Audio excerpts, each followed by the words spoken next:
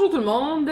Bon mercredi, d'habitude je fais mes lives le mardi, mais on est en préparation de spectacle de patin ce week-end. Donc hier j'étais sur la glace jusqu'à 11h, donc j'avais pas vraiment le temps de faire un live. J'ai fait un petit peu plus tôt ça aujourd'hui parce que j'ai des clients toute la soirée après.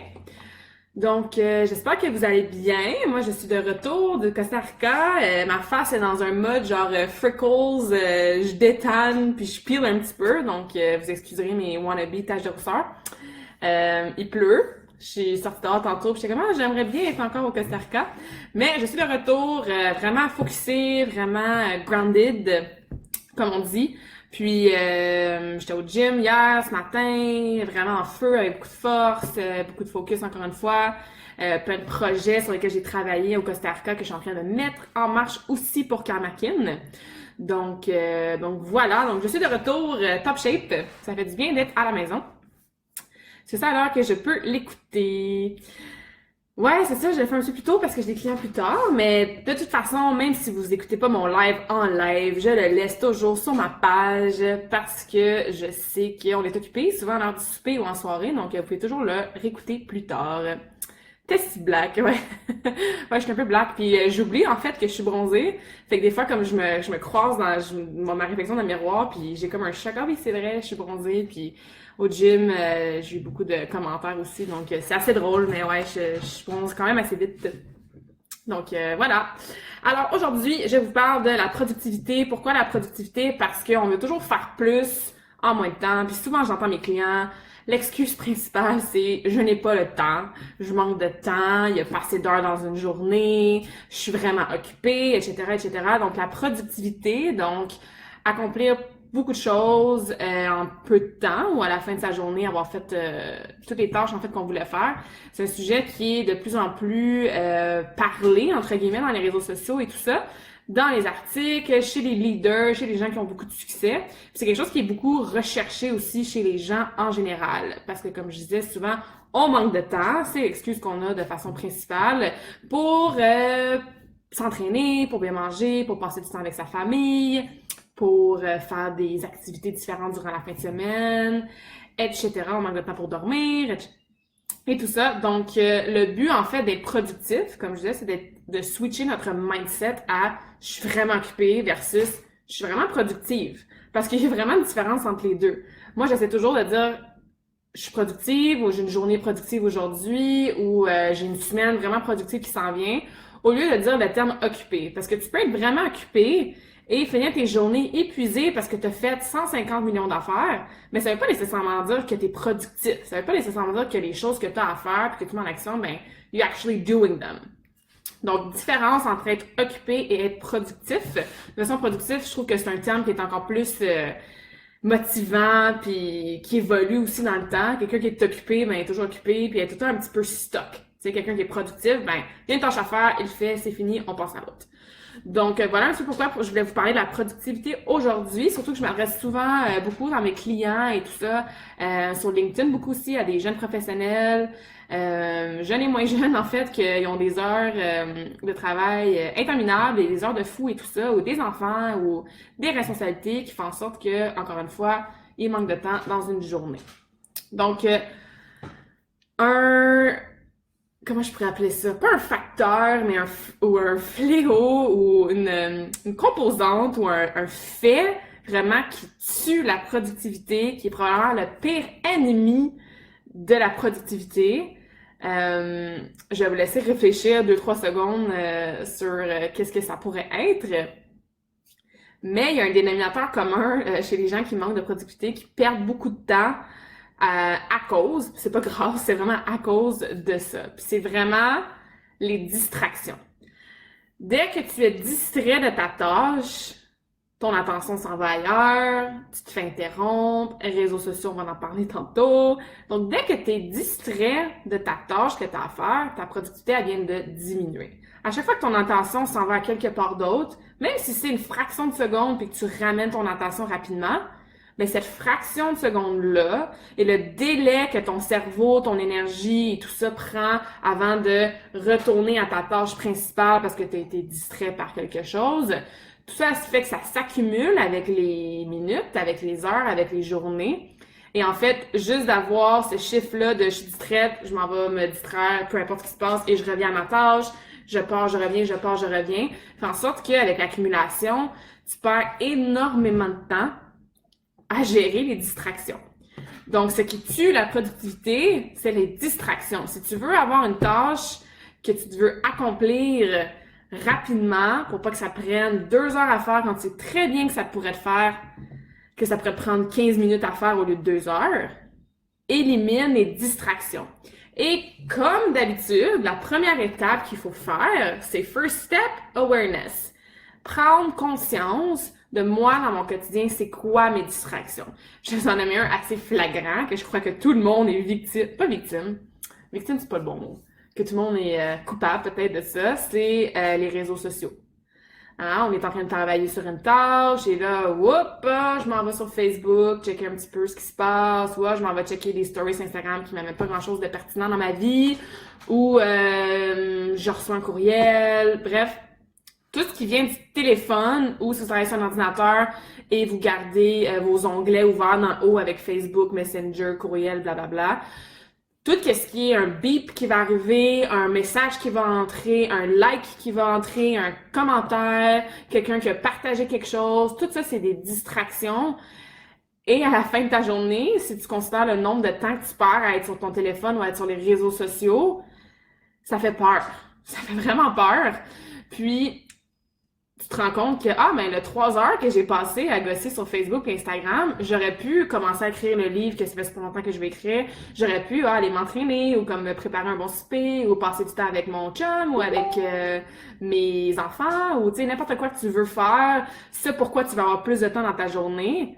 Ben, le nombre de temps que tu passes sur les réseaux sociaux, souvent, va être suffisant pour te permettre d'atteindre ces tâches-là. Alors, un petit challenge que je veux vous lancer ce soir. Il y a différentes applications mobiles qui, premièrement, calculent le nombre de temps que tu passes, soit sur ton téléphone en général, ou sur chaque application. Fait que, mettons, Facebook, 30 minutes, Instagram, 3 heures, mes courriels, 50 minutes. Puis, il y en a qui vont même à calculer le nombre de fois que tu débloques ton téléphone, que tu le débarres pour regarder. Sinon, on s'en rend même pas compte. On débarre le téléphone, mais comment, qu'est-ce que je dois regarder des fois, déjà, tu sais. Donc, premier challenge, il y en a plusieurs apps, là. Vous pouvez aller dans votre, soit votre iPhone, votre Apple Store ou Google Play sur Android. Un qui calcule ça, c'est Break Free. Fait que ça vous donne il appelle ça un addiction score. Fait que ça vous donne une cote de comment vous êtes addicted à votre téléphone. Puis cette première étape-là, comme je disais dans n'importe quoi d'autre, une fois qu'on a fait une prise de conscience, on fait comme oh my god, j'avais pas réalisé à quel point je dépensais du temps et je perdais surtout du temps sur mon téléphone. Fait que juste cette conscience-là, c'est comme quand tu fais ton journal alimentaire pour la première fois, c'est comme j'avais pas marqué qu'en 7 jours, j'ai mangé 2 légumes, là, tu sais. Fait que ça, c'est un premier petit défi que je vous fais, ça fait peur. Parce qu'on est comme, oh mon Dieu, wow, je passe beaucoup de temps. C'est sûr que moi, par exemple, mon Spotify, il est pas mal toujours allumé parce que j'écoute de la musique, j'écoute des podcasts et tout ça.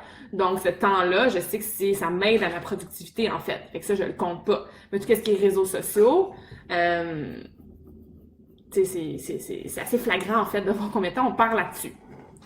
Ceci étant dit, les réseaux sociaux, comme ils ont du bon, ils ont beaucoup de trucs positifs.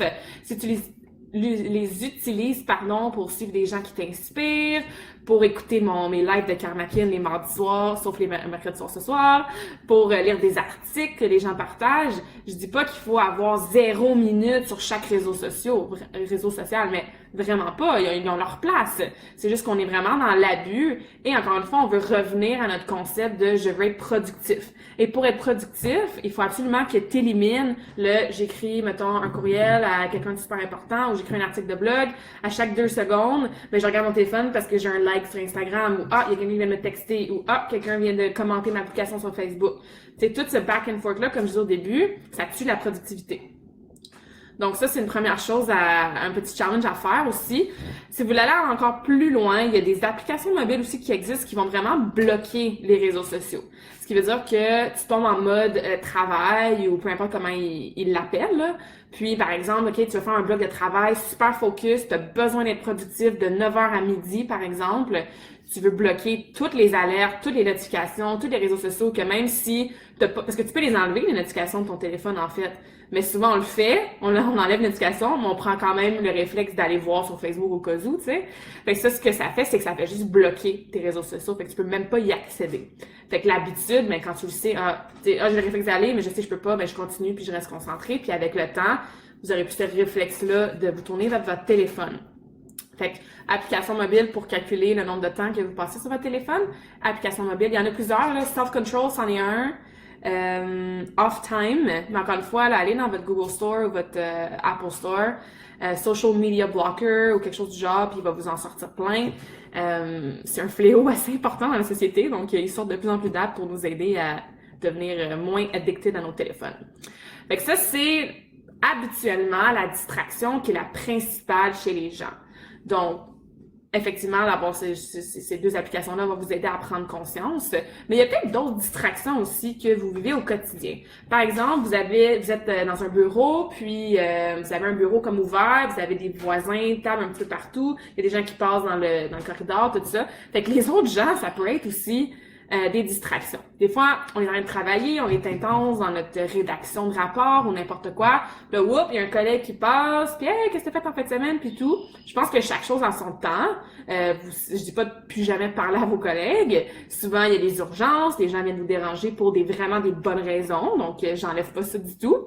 Mais c'est tout à fait correct de dire à vos collègues, à votre boss ou n'importe qui, vos employés, de 9 à 10, j'ai un travail super important à faire. S'il y a une urgence, appelle-moi, mais sinon, s'il te plaît, laisse-moi travailler, dérange-moi pas. Au pire, envoie un courriel à l'interne. Je fais un travail focus aujourd'hui de telle heure à telle heure.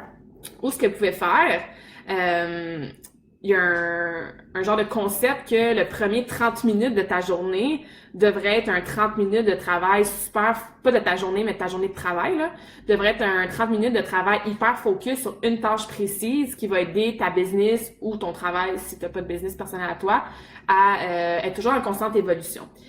Ça, ce qui veut dire que ce que vous pouvez faire, c'est de dire qu'à chaque jour, de 8h à 8h30, quand j'arrive au bureau, personne me dérange. Comme les courriels, ça peut attendre, les planifications des réunions, ça peut attendre, les projets, ça peut attendre aussi. Je fais une demi-heure, 30 minutes de travail focus à tous les matins, puis pas de distraction, personne ne vient me voir. Fait que ça peut être aujourd'hui, de telle à telle heure, j'ai besoin de faire quelque chose de productif, ou à tous les jours, de 8h à 8h30, ou en revenant du lunch, mettons de 1h à 1h30, tu sais, personne me dérange.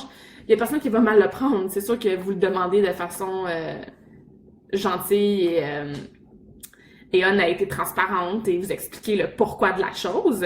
Mais, tu sais, faites pas, je veux pas parler à personne, dérangez-moi pas parce que je suis antisociable aujourd'hui puis je suis pas de bonne humeur, là. Mais si vous expliquez que c'est parce que vous voulez juste être productif puis accomplir des tâches qui vont aider toute la compagnie, il y a personne qui va faire comme, ah, ben là, il est un petit peu snob, là, de demander de pas se faire déranger, là. Au contraire, tout le monde devrait avoir des moments comme ça qui se font pas déranger. Encore une fois, parce que se faire déranger égale distraction. Ensuite de ça, d'autres distractions que vous pouvez avoir, on a parlé des réseaux sociaux, mais aussi les courriels. Encore une fois, il y a des entreprises, du travail de bureau, des choses comme ça qu'on a.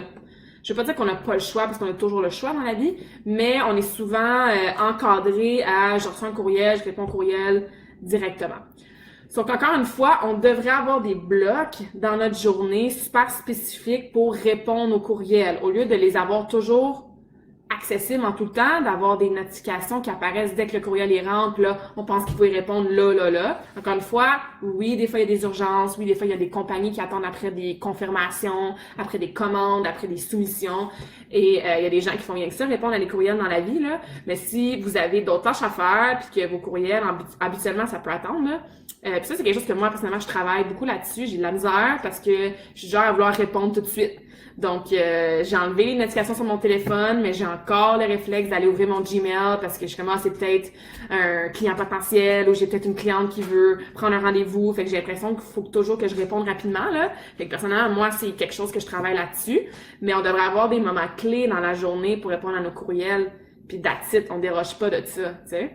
Il y a Tim Ferriss dans son 4-Hour Work Week qui disait que lui, il prend lui, en fait, il prend ses courriels une fois par semaine, mais une bonne place pour commencer, c'est de prendre les courriels à midi, par exemple, ou si vous avez votre heure de lunch à midi, ben, juste un peu avant le dîner. Comme ça, vous laissez le temps, la matinée de passer, d'être productif. On sait qu'on est plus productif le matin aussi, au courriel du matin de rentrée. Et vous les prenez en fin de journée, par exemple, vers 4 heures. Fait que les réponses du midi vont sûrement rentrer dans l'après-midi et vous faites un petit ménage de votre boîte de réception avant de quitter si vous avez plus un travail de bureau plus strict. Vous savez, vous êtes entrepreneur, vous avez un horaire un peu différent, mais mettez-vous peut-être 2-3 fois dans la journée que vous prenez le temps d'aller regarder vos courriels. Vous allez peut-être en avoir 3, 4, 5 et peut-être même plus d'accumuler, mais parce que vous allez être focusé sur « OK, je réponds à mes courriels, je passe à travers chaque, tac, tac, tac, je reste dans la boîte de réception, une fois que c'est fini, je le ferme. » Ça va vous prendre moins de temps, plus de temps sur le moment, mais moins de temps cumulé que à chaque fois que vous avez un courriel, je retourne sur ma boîte de réception, je lis le courriel, je réponds, je ferme mon téléphone ou je ferme mon truc là, sur Internet, tu sais. Fait qu'il faut toujours regarder à la fin de sa journée, dans le fond, quelle tâche a pris combien de temps. Puis est-ce qu'il y a des tâches que je peux réduire le nombre de temps? Est-ce qu'il y a des tâches que je peux condenser, mettre ensemble? Est-ce que je peux me faire des blocs de travail vraiment productifs que je dis je me fais pas déranger, etc. Et surtout, vos téléphones, les réseaux sociaux, ça devrait pas être dans votre champ de vision quand vous avez un travail productif à faire. Chaque chose en son temps, évidemment.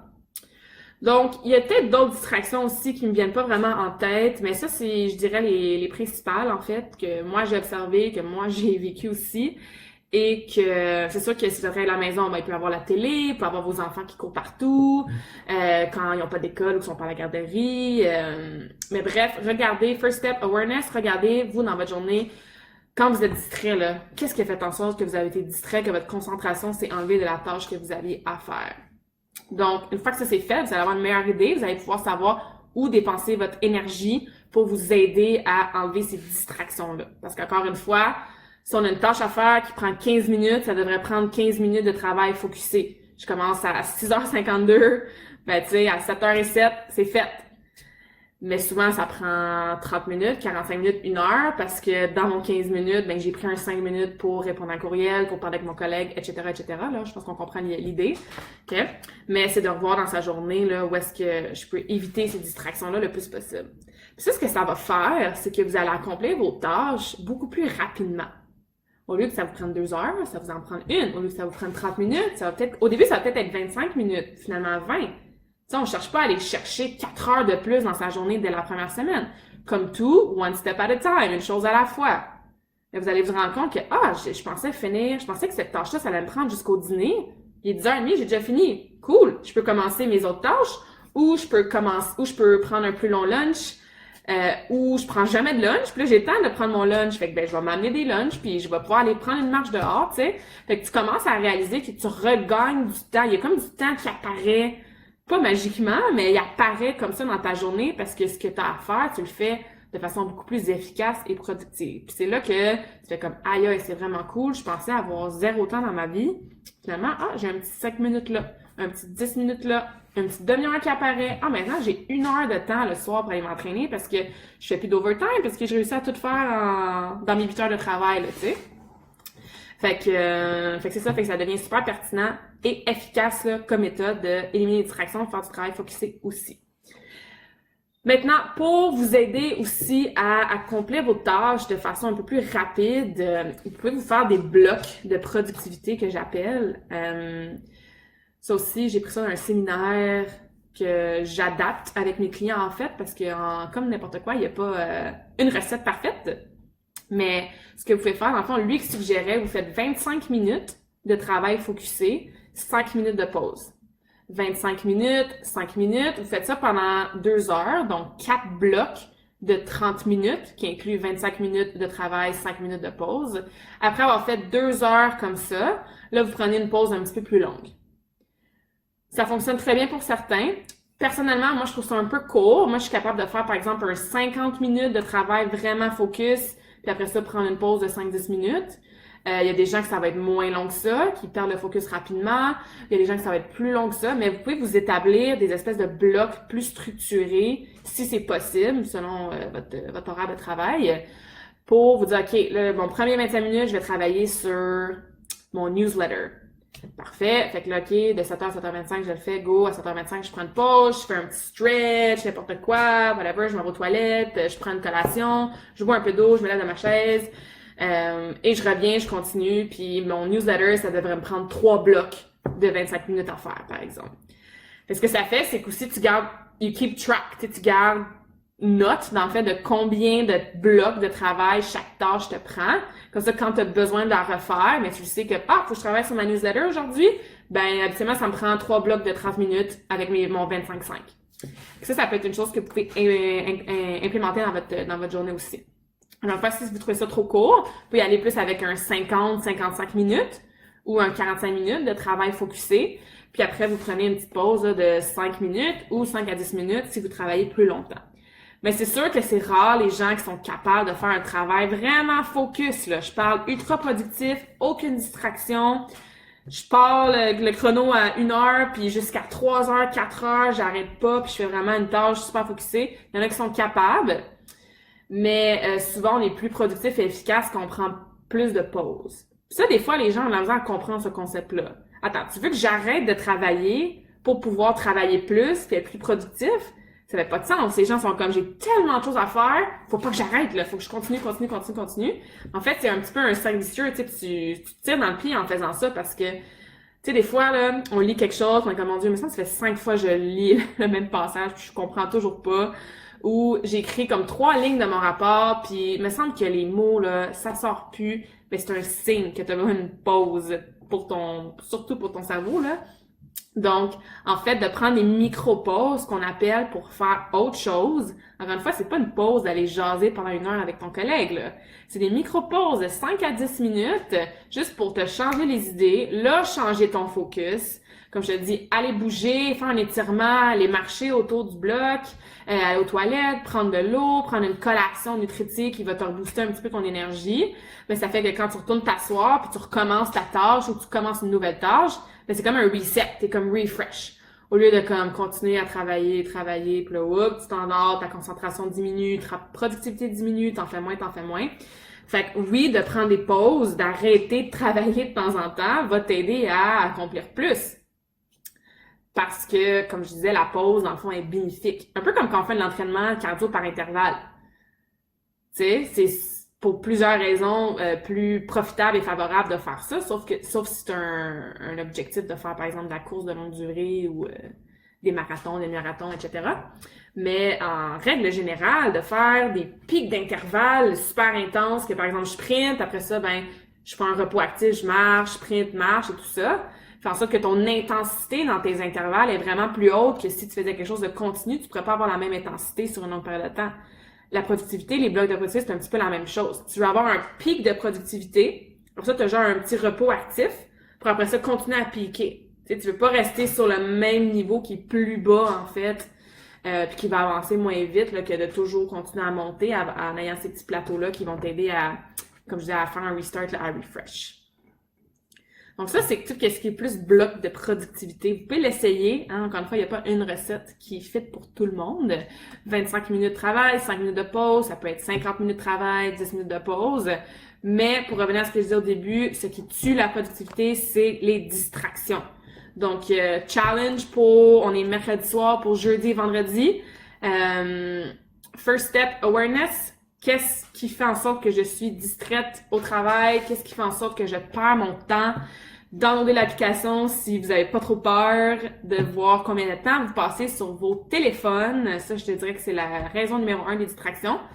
Downloadez les applications pour bloquer, enlever vos notifications s'il faut. Les courriels, souvent, même presque tout le temps, ça peut attendre un petit peu. Donc, placez-vous des horaires. Puis moi aussi, je me challenge aussi cette semaine à continuer à travailler là-dessus pour mes courriels.